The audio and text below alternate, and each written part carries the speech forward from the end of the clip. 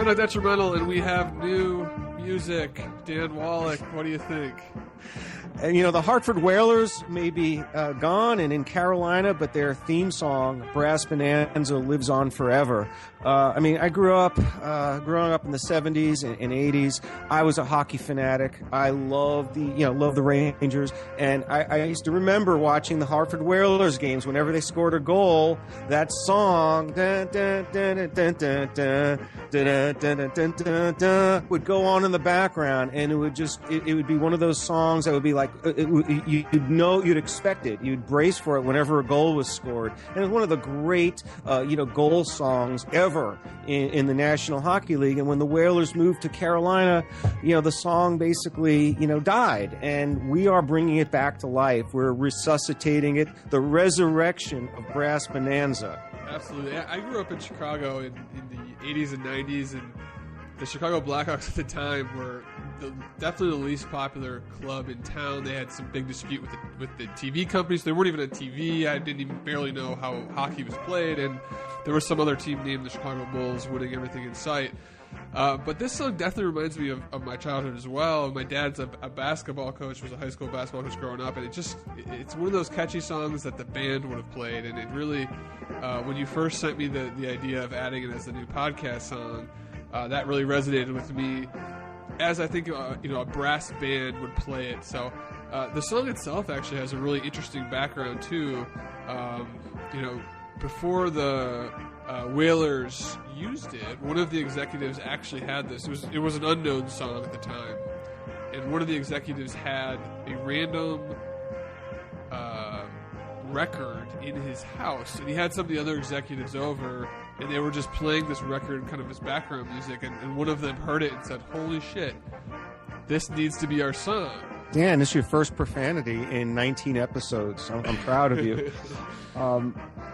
Yeah, it says a lot about rifling through somebody's private record collection when you come over to their house, but that's another issue. The song does, have like a sports law connotation in the sense that, we talk often about teams relocating, like the San Diego Chargers, the Raiders, the St. Louis Rams. Well, the Hartford Whalers, were probably the most recent in controversial relocation in the NHL. So if you think about it, it does have sort of an interesting sports law backdrop, but I just picked it because I love the song and I love hockey, and I miss the Whalers being in Hartford, and I revisited the song by happenstance about 3 weeks ago when a writer from Vocative, Joe Lemire, who's pretty active on Twitter, really one of the top baseball writers in the country as well, and he was doing a piece on the Hartford Whalers and called to see if I'd be interested in talking about the Whalers trademark issues. So while I was preparing to call Joe back, I happened across the song, and I had that same epiphany, like, holy shit, this is a great song. And immediately I thought about it for Conduct Detrimental. You and I have been going back and forth on a song that had like a brass sound, an instrumental. And the song that we picked, I've always viewed as a placeholder, until something better came along, that we wouldn't have copyright issues or intellectual property rights issues. And that was the main hang-up. I'd love to have a Springsteen song or Southside Johnny, but, as long as someone holds the rights to material, that's always going to present a complication. But here we've got the perfect song because nobody gives a shit about it except us. Exactly. And the song always gets Dan pumped up every time we've talked about it. He gets all amped up, so we like that, and we hope it does it for you too. So it reminds me of Blaine Stoughton, Mike Rogers, Gordie Howe, Davey Keon. I could go through the list of Nick Fatiu, all the old Hartford Whalers. If you're a hockey fanatic, you know this song. So anyway, we've spent about a good 7-8 minutes on Brass Bonanza. I could go on for an hour on that song. It's such a cool song, and I'm glad that you and I agreed that maybe it would serve as a good instrumental, and hopefully our audience will get used to it and it will pump them up as they get ready to listen to some sports law. Absolutely. And speaking of sports law, we decided to jump on and do a bit of a breaking news pod today. You may have heard the St. Louis Cardinals were ordered to send two of their two highest draft picks and $2 million to the Houston Astros as a penalty for the hacking information scheme by one of their executives, which took place in 2013 and 2014. This case obviously is nothing new. It's something that we've heard about over the past few years, but it was one of those really fascinating cases and one of those stories that you couldn't make up. It kind of reminds me of the WikiLeaks case, in that not only it has to do with the sharing of information, but it's just so wild that you couldn't have made it up. And I remember reading the Deadspin story that resulted of some of this leaked information years ago, and just being astounded by how this information made its way out of the Astros front office. And here we are now, finally a few years later. Last Thursday, the federal judge and Chris Correa was the Cardinals executive who did the hacking. The criminal judge in his case last Thursday unsealed some of the documents, which shed light on basically all of the details of the case, which was one of the things that I believe the MLB was waiting on before they levied this punishment. And so some of the stuff that we learned from the unsealing of documents last week, and I linked to the documents themselves on my website on the White Bronco if you guys want to check them out. But we found out that Correa broke into the scouting database 48 separate occasions, that he had unfettered access to the Astros employee who used to work with him at the Cardinals, who then he got the passwords through, and that's how he was able to hack. He broke into his email. They don't even know how many times, because the Astros actually changed email systems partway through. And so because the email system was changed, they lost all the old information. But they had, I think at least 12 separate occasions where he was sorting through this other guy's email, which had a ton of confidential information, including the results and analysis and all these various projects. The Astros are one of the leading teams in analytics, and they invested a lot of money in personnel and effort in that. And this Cardinals employee was just getting the results, finding out what worked, finding out what didn't work. Mm-hmm. He found out the Astros draft list, so their order that they were planning on picking players in the draft. He found out the bonus projections, so how much they were willing to pay players at different draft slots, which is important for negotiations. He found private medical records that they had done exams on their incoming draftees and other players they were considering drafting. And then obviously they found all these trade notes, which were later released on a Deadspin. And, those documents really painted quite a picture of what Correa was doing. Originally when the story broke, he kind of came out and said, well, listen, I thought the Astros were stealing the Cardinals' information, so all I was doing was looking to see whether they stole our information. And these documents clearly show that wasn't the case, that he was actively using the Astros' information to his benefit as an executive at the St. Louis Cardinals, in which, he, during that time period, was promoted, by all accounts, was using that information to his benefit in the organization. And it's, just a wild story.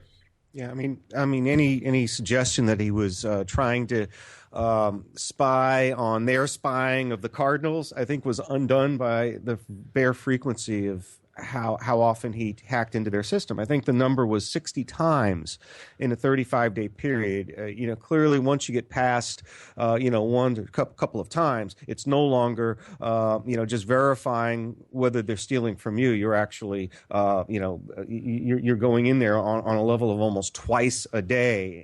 And his story, I think, unraveled with that revelation. But he paid a really severe price for his violation. Normally, when you deal with a violation, a misappropriation of trade secrets, let's say an employee leaves one company and he takes some stuff with him, that becomes a civil matter, and the former employer will sue the new employer and the new employee for damages and an injunction. But this went to a criminal case, and Correa, I think, pleaded guilty and is serving a 46-month sentence. Right. He's serving almost 5 years in jail for basically stealing baseball data. Right, exactly. And he pleaded guilty to 5 counts of unauthorized access of a protected computer. And the prosecutors talk about that one of the documents that was released was the sentencing guideline. So it was the reasons why they thought he should get 46 months for pleading guilty. Yeah. And some of the things that they noted were the fact that this was clearly confidential information, that it contained private medical information, which was a big factor in their determination.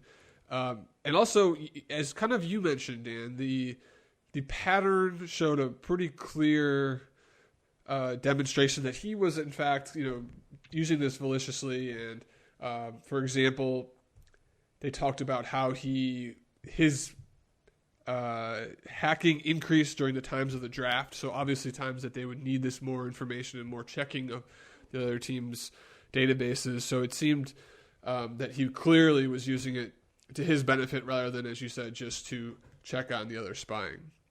Yeah, but they weren't even any good in 2013. I think they won. I think the Astros won 51 games in 2013, and in 2014 they won 70 games. So he was stealing baseball data from a franchise that was not very successful at the time. But they were taking, though, in their defense, playing, using a low payroll, building up their minor leagues, investing a ton of resources in their analytics department, in their scouting department. So, really, I don't think that the wins and losses accurately reflects what was being stolen. I mean, they may have been the biggest resource out there for scouting and analytics because they were so focused on the younger players. And it was certainly the one team that he had a direct access and pipeline to by virtue of his, former colleagues, password information. And I mean, a lot of legal issues are raised here, like the extent to which the Astros actually took, reasonable precautions to safeguard the information. It never went to a civil case. I think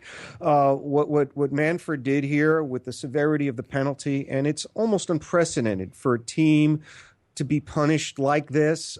The message clearly was being sent that baseball analytics and the private confidential information that the teams possess is so vital to their success and welfare. I think he wanted to send a message straight down the spine of throughout baseball that this is never going to happen again on his watch.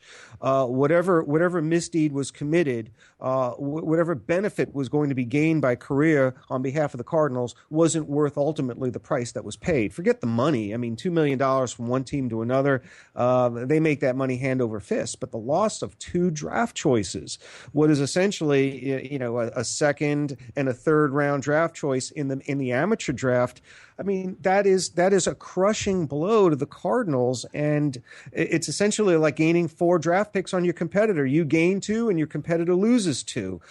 So I think as a result of today's penalty, we will never hear about. Well, then again, crimes are frequently committed throughout throughout civilization, and people don't learn the lesson of or learn their history. But you would think, given a severe penalty like this, which was kind of over the top, we won't see any executives, any employees of major league teams trying to, pilfer information from other teams' databases of computers. This was the intent of the punishment, and I think the message was delivered. Yep. I mean, this is unprecedented to have this kind of severe team penalty for a rogue act committed by one employee. Yeah, and I think another aspect of the penalty in Rob Manfred released a written version of his penalty today, and one thing that he noted specifically was, is it going to be published in the in the Federal Supplement or the Reporters?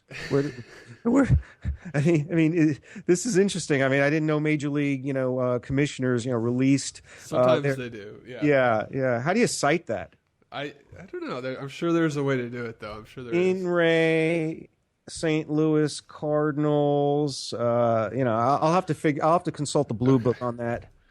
But anyway, in his findings, he kind of noted that this went beyond kind of what you were talking about, in that it's obviously a big deal if they gained a competitive advantage, but it was also extremely embarrassing for the Astros organization when the Deadspin story came out. And so, a little background on the Deadspin story. What they ultimately figured out, and this was released the other day in the prosecutor's documents. Excuse me, that what happened was Correa was starting to lose access to the materials. And what happened was the Astros put in one of those, and everyone's had one at work. You get an email that you have to change your password in 30 days, right? Now you know why they have those. They were sent that email, and he had access to 5 accounts, and they were slowly dwindling because they were changing the password, and he wasn't able to guess it anymore. And so in his last vengeful act, and the theory is, and I don't know if it's completely proven or if he's completely admitted to it, but Sports Illustrated was running all these glowing stories on the Astros, and he was jealous because, the Cardinals were known as an extremely successful farm system. They've brought up a bunch of players, have been a successful team over the last 15 years, and the theory goes that he was embarrassed that his former colleague was getting all this praise and he wasn't, and ultimately stole the information off of their site before he was going to lose access, loaded it into an anonymous site, and sent that tip to Deadspin, which ultimately led to the huge embarrassment. And getting back to Manfred's point that this went beyond a competitive advantage. It was extremely embarrassing. They had to go and talk to the players that they didn't trade and tell them why they were discussing them in trades. They had to make a formal apology to all the other teams that they leaked this information that was also proprietary to the other teams. And so, this really went beyond just the Cardinals gaining some information, because this whole thing went public and turned into the whole fiasco that it was. Oh yeah, no question about it. But I'm still somewhat shocked that Chris Correa is spending 5 years in jail for this.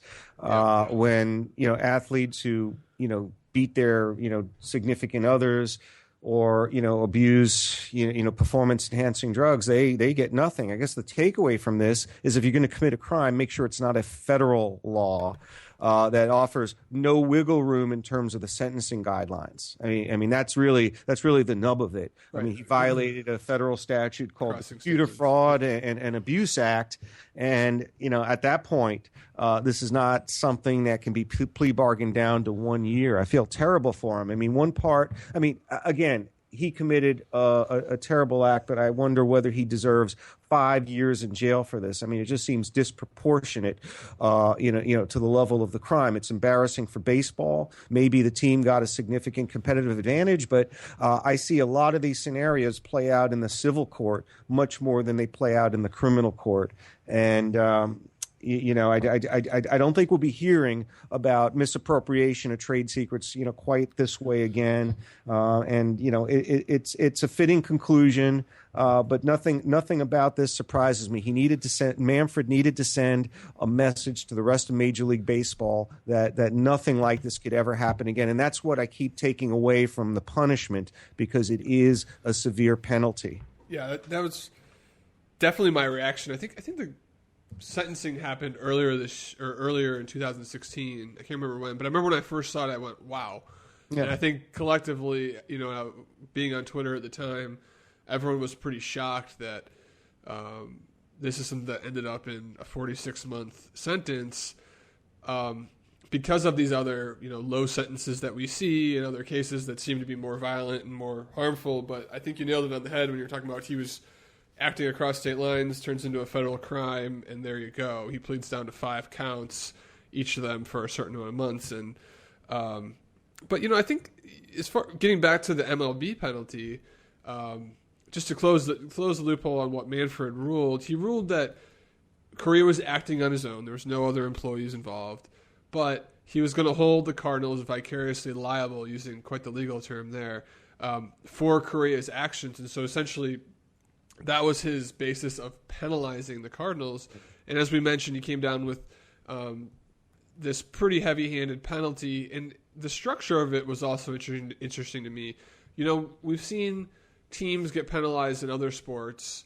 And I know we talk about this all the time, but Deflategate is a perfect example. They were also fined a draft pick. They're also fined and taking a draft pick away. But in that case, it was just taken away. In this case, they were actually taken from the Cardinals and sent the money and the draft picks to the Astros.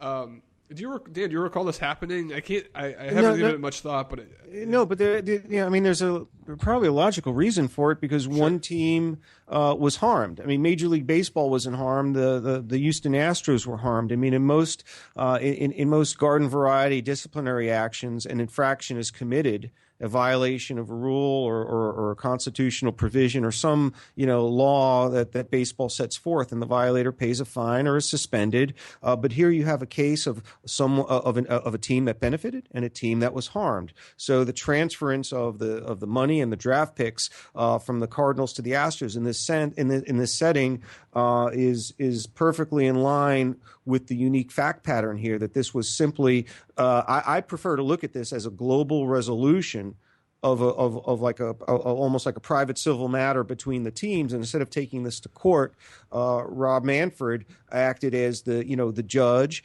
and resolver of all issues relating to punishment, outside of the criminal court. So it was almost like he was acting as an arbitrator in like a AAA proceeding and resolving a dispute between the Astros and the Cardinals. So I haven't seen it before, but given the unique posture of this case and the Astros and the Cardinals standing in the shoes of almost like a plaintiff and a defendant in a private civil case, it made sense for Manfred to craft his punishment along those lines.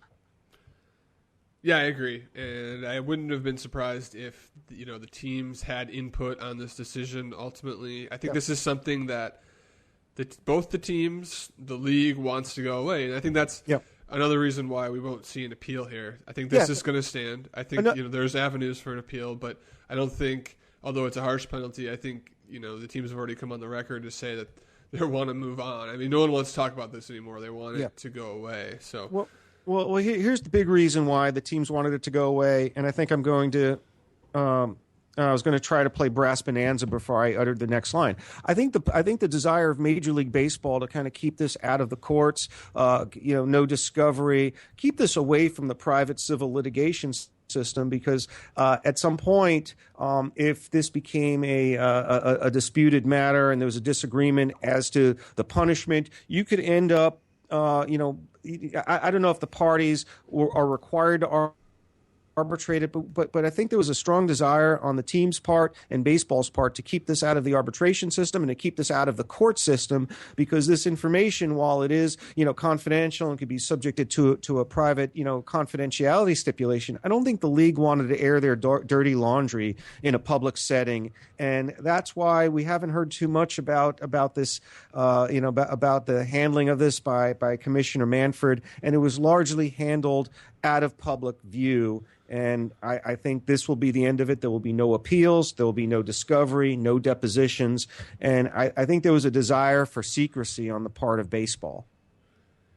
I agree. And again, going along the lines that they just wanted to keep this out of the news. And it's a scar they didn't want to have to rehash. So, the biggest takeaway for me is I think that teams, not only in MLB, but in all sports, college teams are probably going to reconsider their cybersecurity.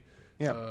They need to take a look at that, because I'm kind of surprised that teams haven't been hacked by outside hackers, not other teams before, considering we see that fairly regularly in other industries. And I think this will serve as a reminder to those other teams, hey, we got to make sure that this stuff's safe, because it's very valuable. It's their livelihood. It's what they do. Obviously we saw it in WikiLeaks again, another weird scenario, but not too dissimilar. So I think it's something that will come up again later on the line. I think it's just going to be harder for the next person to do it. Yeah, I think when it comes to the protection of trade secrets, teams need to, kind of employ I wouldn't call it a strategy, but follow certain protocols, like major corporations do when they protect their trade secrets. I think if you looked a little bit more closely at the Astros, protocols, maybe an argument could be made that this information was open and accessible, and reasonable precautions or safeguards weren't taken to protect the information. I think this saga is sort of a wake-up call for teams in not just Major League Baseball, but in all sports to revisit their, the protection of their confidential information and what steps are taken so that something like this doesn't repeat itself. Because this was really easy, and through minimal safeguards or some reasonable additional safeguards, it could have been averted. I mean, we're at a point now where the analytics are becoming an important part of success in sports, and teams in all four major leagues are employing not just one analytics guru, but they have an analytics department.